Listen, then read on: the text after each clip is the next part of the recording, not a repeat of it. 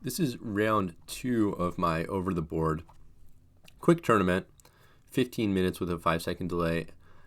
In this round, I had white against Chad, who was rated around 1600. I went for one knight f3.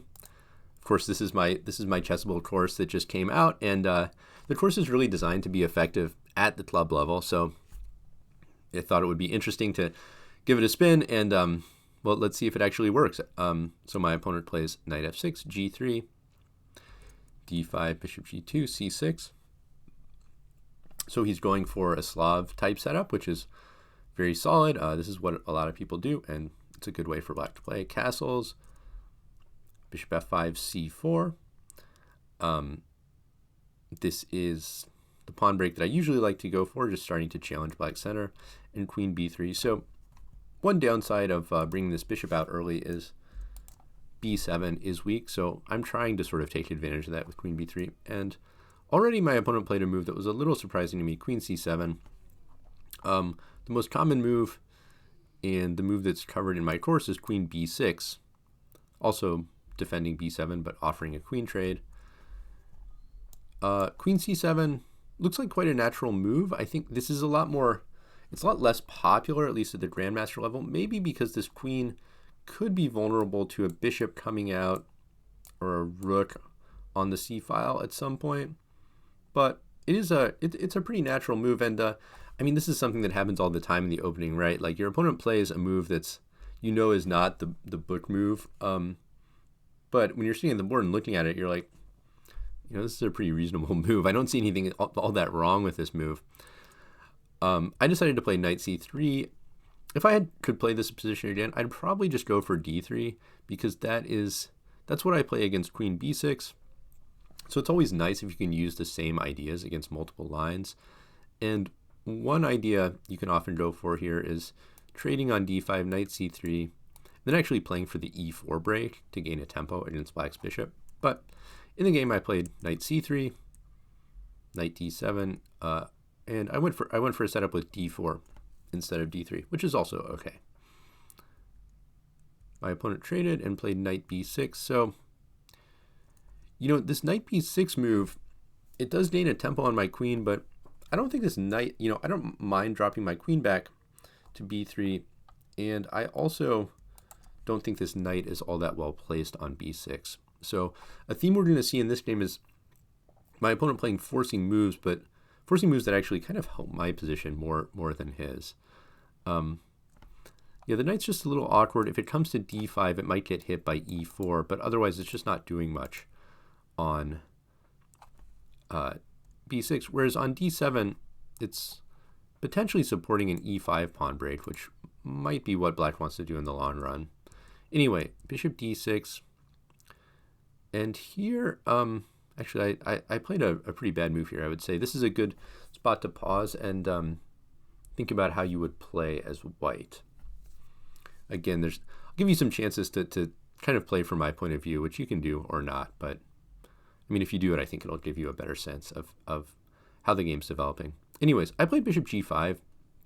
I mean, it is a developing move. I'm bringing out my last minor piece, but it was a little bit of, developing too superficially without thinking, and I had a chance here to play knight h4, which would have been a really nice move, threatening to win the bishop pair, also threatening e4, and then e5 once that bishop moves with a fork.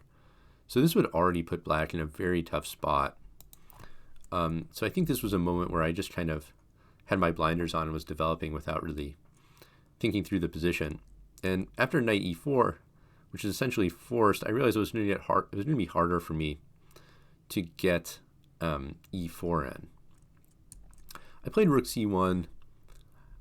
I don't mind if black trades on g5 because then I will gain more control over the e4 square. And I'm also kind of hinting at knight b5, which may or may not really be a threat, but I at least have that idea on the cards now.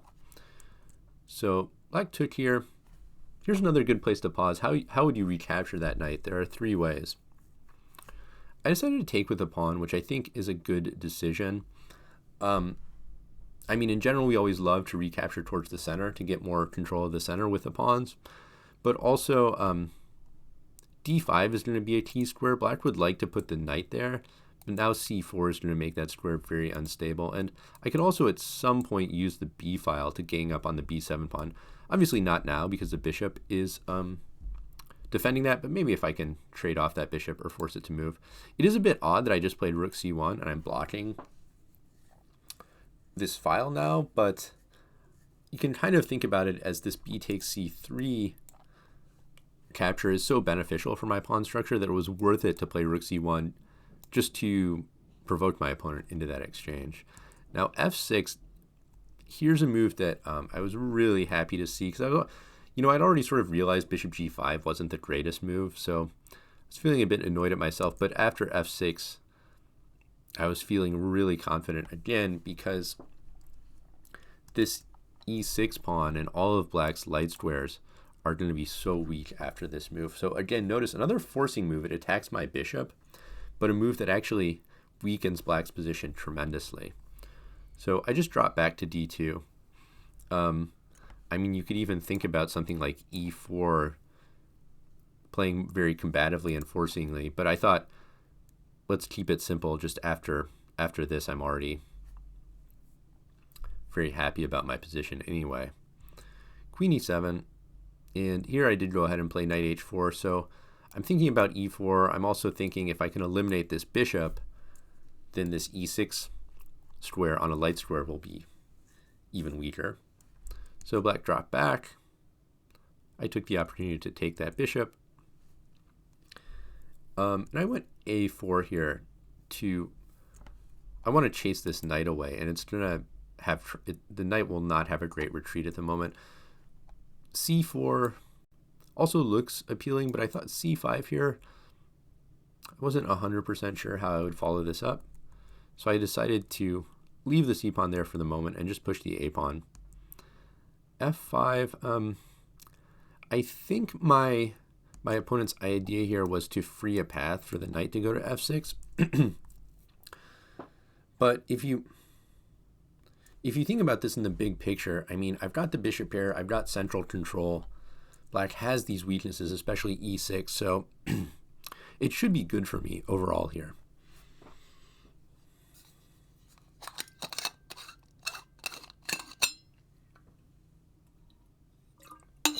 Excuse me, just take a drink of water. My voice is kind of starting to go.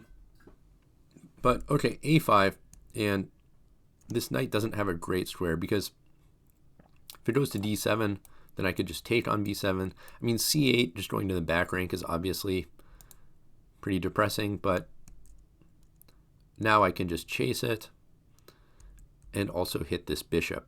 And the bishop has kind of the same problem. If it goes to c7, I would take that, but b8, well, here's another good position. As white, what would you play here? And the move I had planned was simply a6, and black's position is totally falling apart. If takes, check, picking up a rook, but otherwise I'm just taking on b7. So my opponent did go to c7. I took this pawn, king f7, I took another pawn, and knight g4. So now I'm up 2 pawns. So clearly I have a winning position. My opponent is going to go for a desperation attack against my king, so I just have to make sure to defend that and not give any counter chances. So I played h3, the h2 pawn was threatened, so I just moved that to a square where it's defended and hit that knight. Rook c8, and here's another position. So I mean, if you look at this with a computer, obviously white is winning after many moves, but if you've ever played an over-the-board game, you know anytime your opponent is trying to attack your king, it's always a little uncomfortable. So here's another position. How would you play this as white to make sure that you do secure the win here? I think I made a good choice here, d5. Now, you can take this knight, and if takes,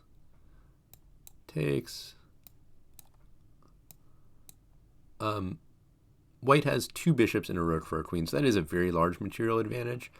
But after queen c7, the queen's hitting the bishop and the pawn. This is still winning for white, but when you're up by a lot, you really don't want to allow your king to get attacked. That's the easiest way to let the game slip away. So I like my choice here, d5, threatening d6, but also queen takes e6 check with a queen trade. So my opponent played bishop e5, and now I was just able to trade the queens, take the knight. So now I'm up a clean piece in the endgame. My opponent doesn't really have any attack, so he just decided to resign at this point. So I think the key to this game, it was a little bit similar to the previous game in the first round, where my opponent was playing very forcingly, very aggressively with a few pieces. This one was less about the opening, but it was still really black making a lot of one-move threats, like especially this move f6, forcing moves, one-move threats, but ultimately moves that weakened his own position and gave me a lot of opportunities. So this is definitely something I see a lot at this level. It feels good to make those threats and sort of push your opponents around, but you have to think about when your opponent, if you threaten a piece, they're going to move it away. And after they do that, who does that actually benefit? Who ends up with a better position? In this case, this f6 move created all these weaknesses in the center that ultimately I was able to exploit.